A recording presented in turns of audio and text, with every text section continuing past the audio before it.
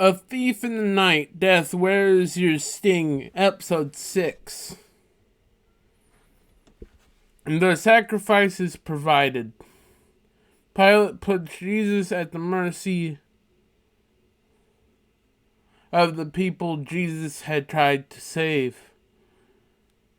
Original story elements featuring the character Absalom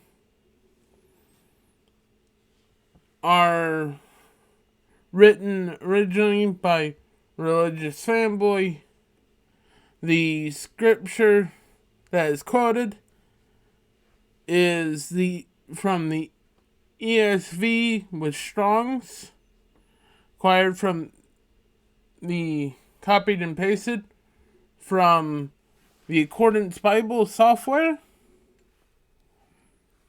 Scripture citations are read as they appear, and the bibliography sources for each passage of scripture is in the description below this video.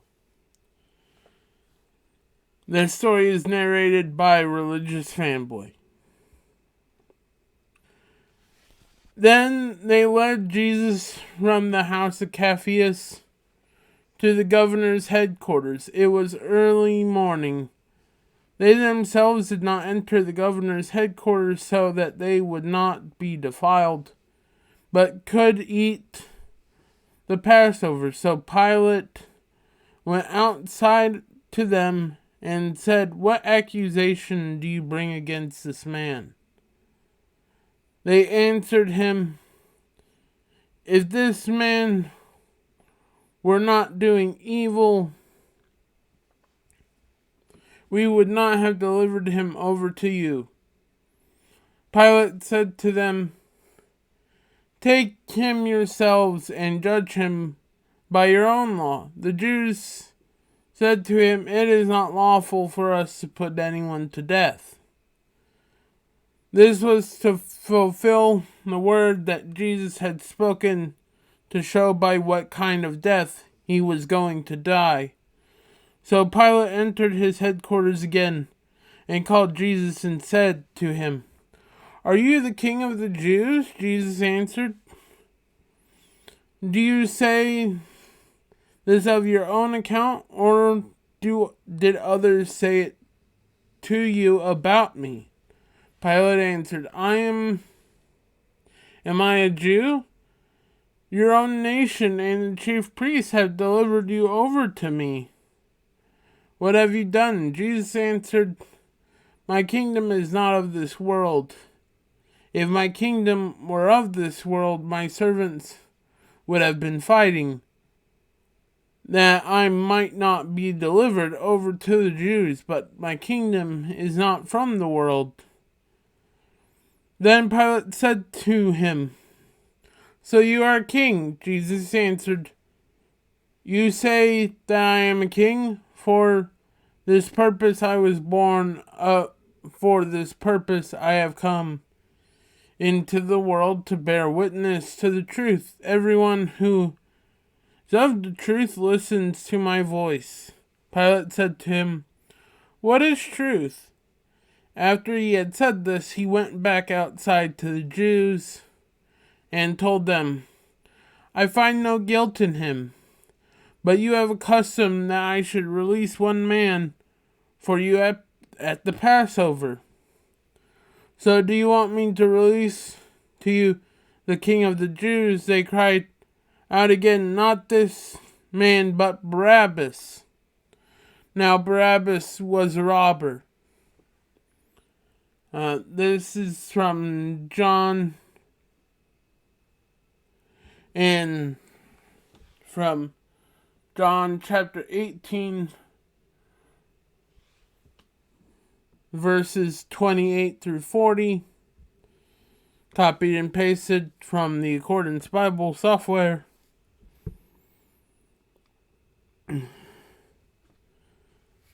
And in response to Pilate trying to explain the situation and state Jesus' innocence, the crowd increasing at an increasingly louder volume demanded that Jesus be crucified until Pilate washed his hands of the issue and appeased the Jews' request. Then Pilate took Jesus and flogged him, and the soldiers twisted together a crown of thorns and put it on his head, and arrayed him in a purple robe. They came up to him, saying, "Hail the King of the Jews," and struck him with their hands. Pilate went out again and said, "See, I am bringing him out that you may know that I find no guilt in him." So Jesus came out wearing the crown of thorns and the purple robe. Pilate said to them, "Behold the man." When the chief priests and the officers saw him, they cried out, "Crucify him! Crucify him!" Pilate said to them, "Take him yourselves and crucify him, for I find no guilt in him." The Jews answered him, "We have a law, and according to that law, he ought to die because he has made himself the Son of God." When Pilate heard this statement, he was even more afraid. He entered his headquarters again and said to Jesus, "Where are you from?" But Jesus gave him no answer. So Pilate said to him, "You will not speak to me? Do you not know that I have authority to release you and authority to crucify you?" Jesus answered him, "You would have no authority over me at all unless it had been given to you from above. Therefore, he who delivered me over to you has the greater sin." From then on, Pilate sought to release him, but the Jews cried out, "If you release this man, you are not Caesar's friend. Everyone who makes himself a king opposes Caesar." So when Pilate heard these words, he brought Jesus out and sat down on the judgment seat at a place called the stone pavement, and in Aramaic, Gabbatha. Now it was the day of preparation of Passover. It was about the sixth hour. He said to the Jews, "Behold your king." They cried out, "Away with him! Away with him! Crucify him!" Pilate said to them, "Shall I crucify your king?"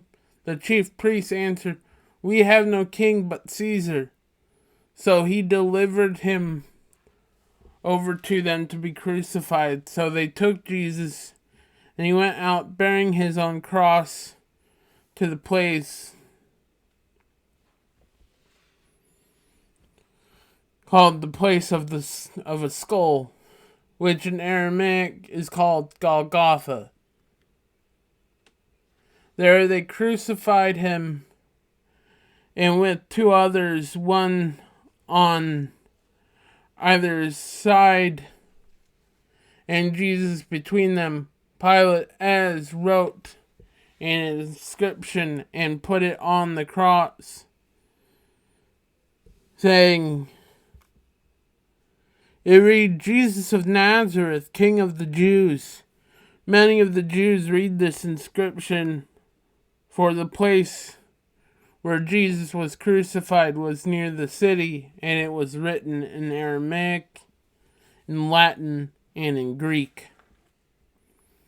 So the chief priests of the Jews said to Pilate, "Do not write the King of the Jews, but rather, this man said, I am King of the Jews." Pilate answered, "What I have written, I have written." When the soldiers had crucified Jesus, they took his garments and divided them to 4 parts, 1 part for each soldier, also his tunic. But the tunic was seamless, woven in one piece from the top to bottom. So they said to one another, "Let us not tear it, but cast lots for it, to see whose it shall be." This was to fulfill the scripture which says, "They divided my garments among them. For my clothing they cast lots." So the soldiers did these things, but standing by the cross of Jesus were his mother and his mother's sister, Mary, the wife of Clopas, and Mary Magdalene. When Jesus saw his mother and the disciple whom he loved standing nearby, he said to his mother, "Woman, behold your son." Then he said to the disciple, "Behold your mother." And from that hour the disciple took her to his home. After this, Jesus, knowing that all was now finished, said to fulfill the scripture, "I thirst." A jar full of sour wine stood there.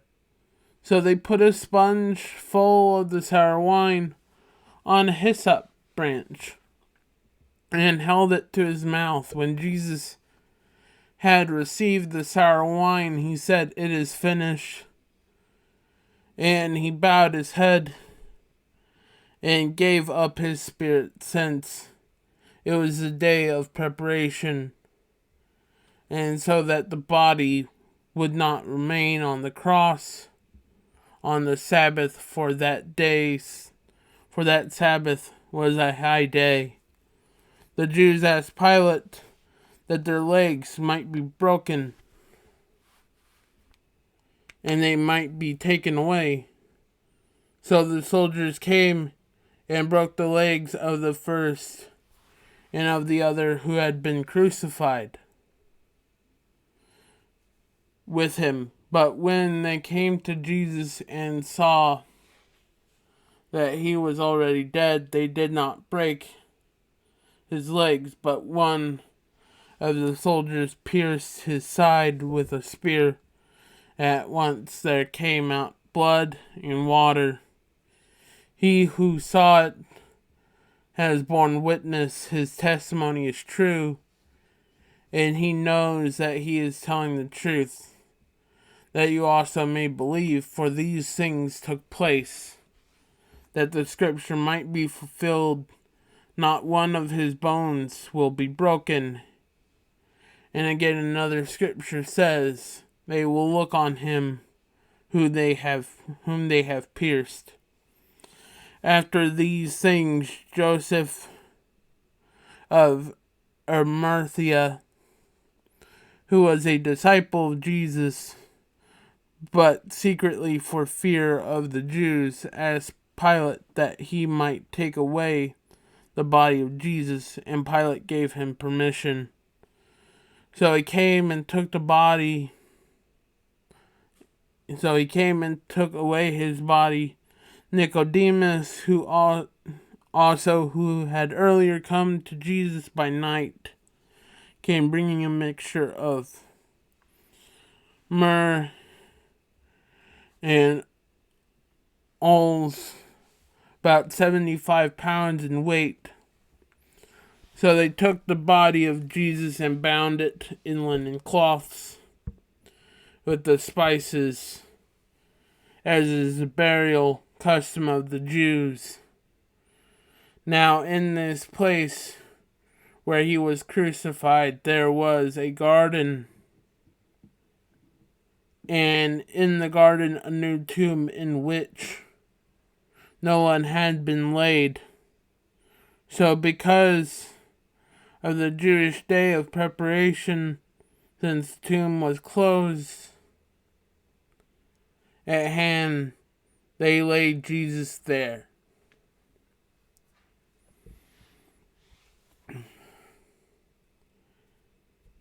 And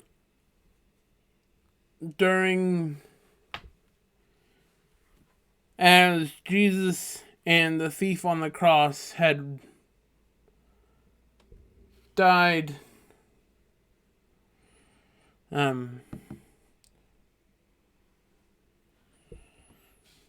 Absalom brought their souls and heavenly bodies up to heaven, and the promise Jesus had made when the one thief had repented was fulfilled. And at the end of Nicodemus and Joseph burying Jesus, Absalom appeared to Nicodemus, where he reminded him of one of Jesus' parables, where a father had asked his two sons to do a task, and the first son had originally said no, and the second son, despite having said yes, did not do what his father had asked of him. But the first son would go on to do what he was asked by his father to do. And this, along with a reassuring pat on the shoulder from Absalom, gave Nicodemus the briefest moment of peace and joy in amongst their mourning. And as the smile briefly appeared for a second, Absalom had disappeared from the area.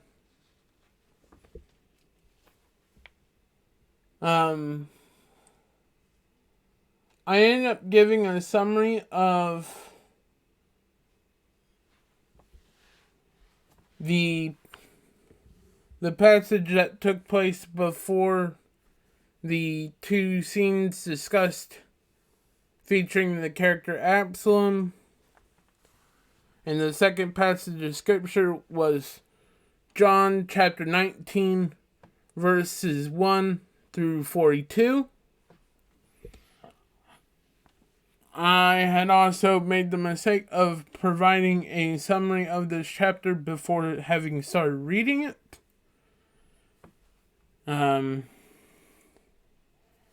But the scripture citations are in the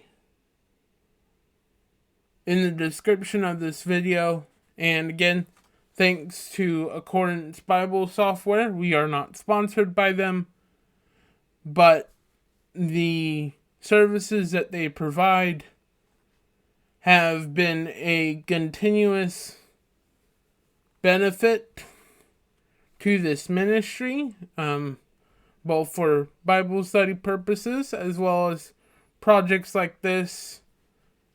And with that being said, May God be with you, and see you next time. Bye.